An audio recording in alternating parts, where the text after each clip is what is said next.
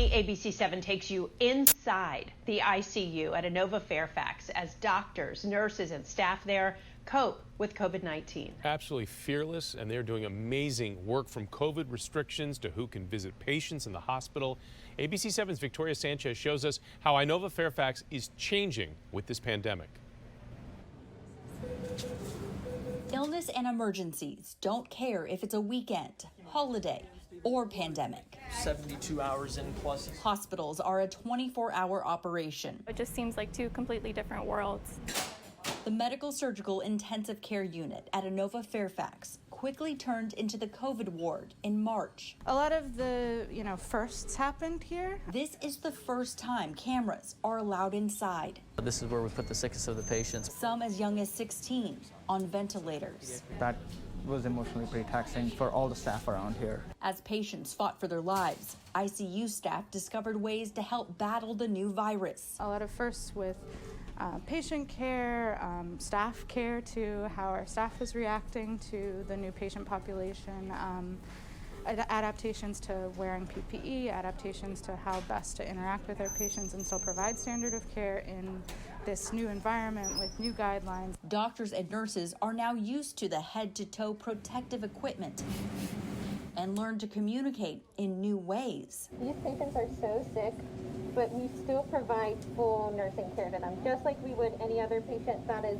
not COVID positive. The fear of getting coronavirus at a hospital stopped many people from seeking care over the past 8 months. This team's a huge part of ensuring that every individual that comes to this hospital is as safe as possible. But new screening at the door, mandatory masks, and visitor limits are helping stop the spread within the hospital walls. That was the last place he wanted to go. Of course, I didn't want to go either. 3 weeks, and 17-year-old Brandon Hawkins' pain just wouldn't go away. It wasn't COVID. His appendix burst and was rushed to surgery. They're heroes. They're actually superheroes.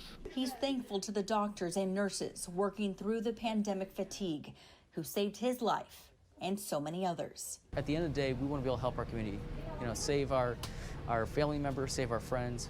It's very personal for us. And right now at 6 o'clock, we have breaking news, a warning from Maryland's governor. Follow the tough new coronavirus restrictions or you're going to pay the price. Maryland Bureau Chief Brett Bell is live outside the State House with new reaction just coming in. Brad? Yeah, no new restrictions from the governor, but you're right. He says everybody needs to follow the rules we have in effect already.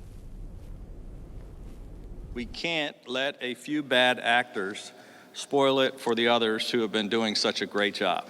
Maryland Governor Larry Hogan, in the face of rising COVID numbers, announcing not new restrictions, but a new focus on enforcement of existing mask and gathering size rules, empowering the state police to conduct compliance checks starting Thanksgiving Eve, primarily in nightlife areas. He says people do not have a right to ignore the rules. Which part don't you understand? You wear the mask. There's no constitutional right to walk around without a mask. Governor Hogan's push for compliance coming as Maryland's hospitals are seeing a fast rise in the number of admitted COVID patients. Our camera rolling as this person arrived at Laurel Hospital, a facility reopened just to care for those with COVID. In the last several weeks, the number of admits like this has more than quadrupled. Staff is COVID fatigued. Dr. Trudy Hall is Deputy Chief Medical Officer for the University of Maryland Medical System, Capital Region. She says while hospitals like hers are better prepared for this surge than they were in the spring, there are new challenges. With the disease on the rise across the nation, she's now competing for visiting nurses, and the patients are different too. We're seeing younger patients. We're seeing, which is unfortunate, we're seeing, 20, 30, and 40-year-olds and 50-year-olds. Dr. Hall agrees with Governor Hogan that people must be careful with Thanksgiving. Because it really is discipline. It is telling our community to be smart and be safe. Yeah, so the governor's focus really is going to be on Thanksgiving Eve this Wednesday. He says it's a big party night and people just don't have a right to party. He said those who insist on not wearing masks and gathering in big crowds, he says that's like insisting you have a right to drink and drive. You heard the governor. He says you just don't. And there were more than 4,400 new cases of COVID-19 just on Sunday. That breaks the previous record set on Saturday. While Maryland has seen 20 days of more than 1,000 new cases, the state ended a nearly week-long streak of more than 2,000 cases a day. Virginia reported its 8th straight day of at least 1,000 new cases, and D.C. reported its 7th day in a row of more than 100 cases.